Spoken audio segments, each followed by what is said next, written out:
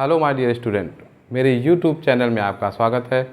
आप देख रहे हैं क्लास 12th की बायोलॉजी का दूसरा चैप्टर मानव जनन, ह्यूमन रिप्रोडक्शन। ह्यूमन रिप्रोडक्शन में हम पढ़ रहे हैं मादा जनन तंत्र, फीमेल रिप्रोडक्टिव सिस्टम के बारे में डिटेल में पढ़ रहे हैं।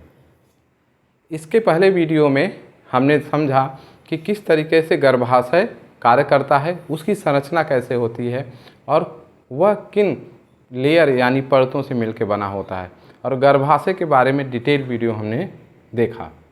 अगर आप पहली बार इस चैनल में हैं तो ज़रूर इस वीडियो को देखिएगा और सब्सक्राइब कीजिएगा और दोस्तों में शेयर कीजिएगा।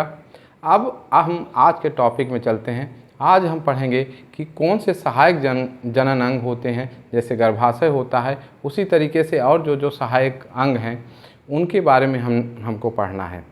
आज का जो टॉपिक है वो क्या है, वेजाइना, और वेजाइना के साथ हम पढ़ेंगे जो और बाह्य जननेंद्रिय होती हैं जिसको एक्सटर्नल जेनिटेलिया कहते हैं, उसके बारे में पढ़ेंगे। तो इस मादा जनन अंग में ये आरेखित चित्र है जिसमें हम देखेंगे कि ये जो बीच में ये जो किनारे किनारे संरचनाएं हैं इसको हम अंडाशय कहते हैं। अंडाशय जुड़ी होती हैं किनसे, इन नलिकाओं से जुड़ी होती हैं जिसको डिंब वाहिनी या अंडवाहिनी और अंग्रेजी में कहें तो ओविडक्ट या फैलोपियन ट्यूब कहते हैं। अंडाशय से अंडाणु निकलते हैं और फैलोपियन ट्यूब के थ्रू आगे जाते हैं और गर्भाशय तक जाते हैं। लेकिन निषेचन के लिए सबसे महत्वपूर्ण चीज़ है मादा युग्मक का बनना ही नहीं, साथ में उसमें नर युग्मक का भी आना बहुत महत्वपूर्ण है। तो जब आप अंडाशय के नीचे वाले हिस्से में आएंगे तो एक सर्विक्स एरिया होता है जिसको गर्भाशय ग्रीवा कहते हैं, और वह जुड़ी किससे होती है, यहाँ पे ये संरचना होती है जिसको हम योनि कहते हैं। योनि यानी वेजाइना से जुड़ी होती है, और वेजाइना वो छिद्र है जिसके द्वारा मेल का पेनिस यानी शिश्न अंदर आता है और वह सीमेन के थ्रू जो शुक्राणु स्पर्म आते हैं वह वेजाइना से होते हुए गर्भाशय ग्रीवा तक ऊपर जाते हैं अंडवाहिनी में निषेचन करने के लिए। तो अब इसको हम समझते हैं और एक एक चीज़ को यहाँ पे देखते हैं। वेजाइना के बारे में यह है कि यह मूत्राशय व मलाशय के बीच में होते हैं। फिगर देखिएगा, यह जो है यूरिनी ब्लैडर और रेक्टम, इनके दो के बीच में मध्य में पाई जाती है वेजाइना। ऊपर की तरह जो होती है वो मूत्राशय होता है, पाउच आप देख रहे हैं, और नीचे क्या होता है, मलाशय होता है। अब हम अगले बिंदु पे आते हैं। इसकी लंबाई लगभग 10 सेंटीमीटर होती है। तो यहाँ पे देखिएगा कि जैसे ये ग्रीवा नाल ख़त्म होती है यहाँ से और उसके छिद्र तक की जो दूरी, फिगर में ये देखिएगा वेजाइना की जो लेंथ होती है उसके ट्यूब की, वह लगभग 10 सेंटीमीटर होती है। अब अगले बिंदु पे आते हैं। मैथुन के समय लिंग यौन में प्रवेश करके वीर्य सेचन करता है। अब जब इंटरकोर्स होता है, मैथुन की प्रक्रिया होती है, तो मेल का पेनिस योनि के थ्रू आके सीमेन कहाँ डिस्चार्ज करता है, वह योनि में डिस्चार्ज करता है, जिससे कि आगे चल के निषेचन की प्रक्रिया संपन्न हो सके। और इसका प्रमुख कार्य क्या है, यह ऋतुस्राव वह प्रसव के लिए मार्ग का कार्य करती है। ऋतुस्राव जिसको हम माहवारी कहते हैं, माहवारी के समय और जो प्रसव का मतलब कि बच्चा पेट के अंदर विकसित हो गया है और वो 9 महीने बाद जब जन्म लेता है तो माहवारी के लिए जो ब्लड और टिश्यूज़ बाहर आते हैं उनके लिए रास्ता उपलब्ध कराता है। साथ में जब बच्चे का जन्म होता है तो बच्चा भी कहाँ पे, इस बच्चेदानी जिसको हम गर्भाशय में कहते हैं, यहाँ पे वो 9 महीने तक पलता है, और जैसे उसका समय पूरा हो जाता है वो जब बाहर आता है तो योनि के रास्ते वो बाहर आ जाता है, उसका जन्म हो जाता है। तो ये दोनों कार्य करता है योनि के थ्रू।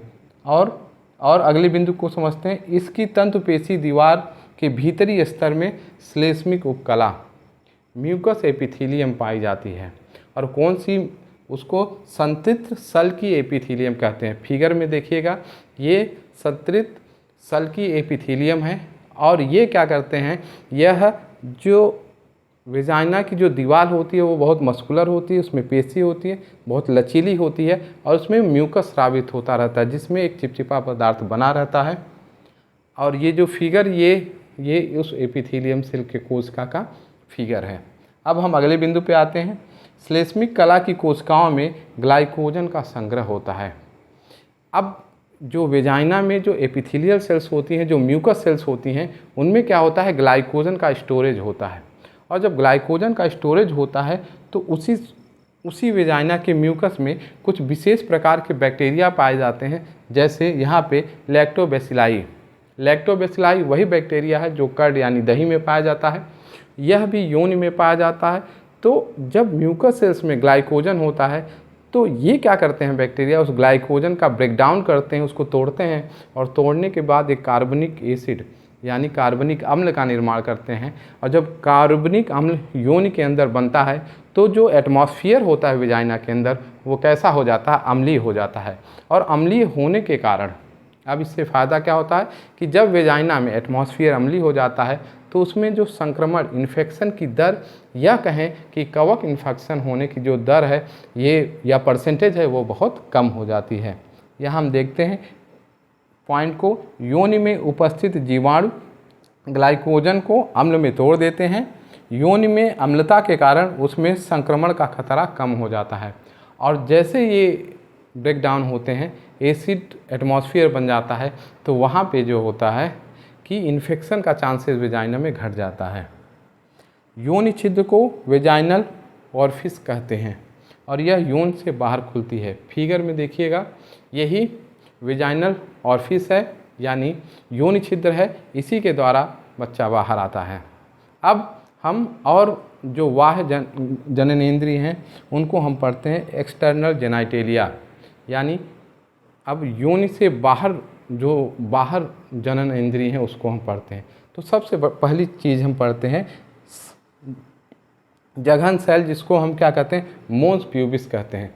मोन्स प्यूबिस क्या है कि योनि के ऊपर, फिगर में देखिएगा, योनि के ऊपर एक वसीय ऊतक का एक गद्देदार क्या बना रहता है, एक लेयर होती है जिसके ऊपर त्वचा रहती है। इस फिगर में देखिएगा, तो ये जो जघन सेल है इसमें एडिपोज टिश्यू की वजह से बहुत सॉफ्ट होता है, उसके ऊपर एक स्किन की लेयर पाई जाती है, और साथ में जब किशोरावस्था आती है तो उसमें हेयर यानी नए बाल आ जाते हैं, और यह क्या कहलाती है, इसको हम क्या कहते हैं, जघन सेल कहते हैं। फिगर में आप देखिएगा ऊपर साइड में।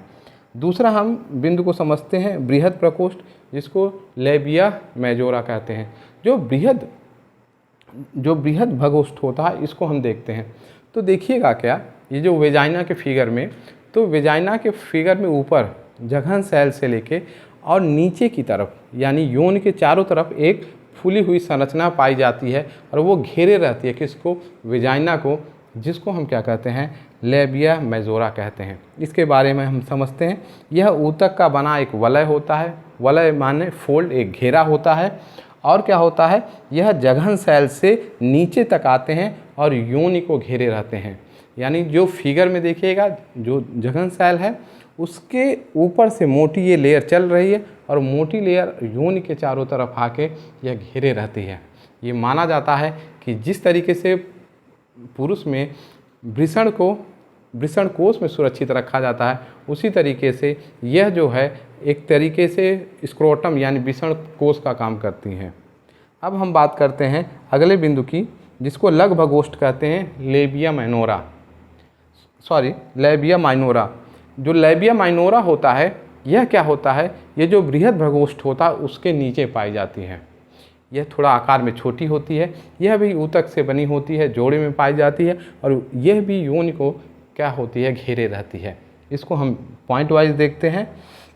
यह बृहद भगोष्ठ के नीचे पाई जाने वाली संरचना है, यह उसके नीचे पाई जाती है, इसीलिए उसको क्या कहते हैं, लघु कहते हैं। और यह भी ऊतक की बनी एक जोड़ी संरचना होती है। फिगर में देखिएगा, जो लेबिया माइनोरा है वह लेबिया मेजोरा के ऊपर क्या पाई जाती है, नीचे भी पाई जाती है। इस तरीके से अब हम अगले बिंदु पे आते हैं, जिसको योनिच्छद कहते हैं। योनिच्छद यानी हाइमेन। अब हाइमेन संरचना क्या होती है, जब लेडीज़ में अगर बात करते हैं तो उनकी जो योनि छिद्र होता है वह आंशिक रूप से एक झिल्ली के द्वारा ढका रहता है। फिर से समझिएगा कि जो लड़कियां होती हैं उनकी जो वेजाइना में हो वो पार्शली क्या होता है, एक मेम्ब्रेन, एक झिल्ली के द्वारा ढकी रहती हैं, जिसको हम हाइमेन या योनिच्छद कहते हैं। अब उसकी क्या होता है, योनि द्वार प्रायः एक पतली झिल्ली से आंशिक रूप से ढका रहता है जिसे हम योनिछद या हाइमेन कहते हैं। अब इसमें क्या होता है इसको हम समझते हैं। नोट, योनिछद पहले संभोग व खेल कूद, साइकिल चलाना, घुड़सवारी आदि से फट जाती है। यदि कोई लड़की हाईली एक्टिव है, वह साइकिल चला रही या ऐसे खेल जिसमें उसको सुपर एक्टिव होना पड़ रहा है या दौड़ना पड़ रहा है, घुड़सवारी कर रही है, साथ में जो वेजाइनल टैम्पोन होता है, यह एक तरीके का क्या होता है, एक रुई का एक डंडे नुमा संरचना होती है जिसको कि मेंस्ट्रुअल साइकिल के दौरान ब्लड को सोखने के लिए यूज किया जाता है। अगर उसका भी यूज किया जाता है तो भी क्या होती है, हाइमन जो होती है, ये झिल्ली होती है, फट जाती है। तो और एक महत्वपूर्ण बात है कि हाइमेन किसी भी स्त्री के कौमार यानी वर्जिनिटी का सूचक नहीं होता। इन सब एक्टिविटी होने की वजह से कभी कभी हाइमेन क्या हो जाता है, फट जाता है। तो इससे ये नहीं होता कि वह जो लड़की वर्जिन है या नहीं। हम इस हाइमेन से इसके बारे में कोई भी हम प्रमाणिक बात नहीं कर सकते हैं।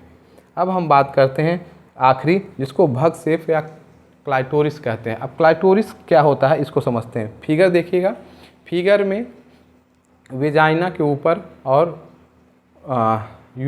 यूरेथ्रा के ऊपर क्या पाई जाती है, यह एक छोटी उंगली नुमा जैसी संरचना है। हाँ, यह मूत्र द्वार के ऊपर जहाँ बृहद प्रकोष्ठ के मिलने के पास स्थित होती है। फिगर में देखिएगा, जो मूत्र द्वार है, यूरेथ्रा है, उसके ऊपर एक उंगली की तरह छोटी सी संरचना होती है जिसको क्लाइटोरिस कहते हैं। यह माना जाता है कि यह भी शिश्न यानी पेनिस की तरह होती है। जैसे पेनिस मैथुन के समय टाइट हो जाता है, तो यह भी मैथुन यानी इंटरकोर्स करते समय इसकी भी संरचना क्या हो जाती है, बड़ी हो जाती है। और यह एक तरीके से क्या है, समझात है किसकी तरह से, पेनिस की तरह ही। तो यहाँ पे हमने जो बाह्य जनन इंद्रिय होती है उसके बारे में डिटेल में पढ़ लिया, हमने वेजाइना के बारे में पढ़ लिया। यहाँ पे जो सहायक जनन इंद्रिय हैं, मादा जनन अंग के, उसको हमने पूरा कर लिया। अब हम अगले वीडियो में समझेंगे कि मेमोरी ग्लैंड क्या होती हैं और उनकी संरचना क्या होती है। यदि आप चैनल में नए हैं तो सब्सक्राइब कीजिएगा, दोस्तों में शेयर कीजिएगा। Thank you.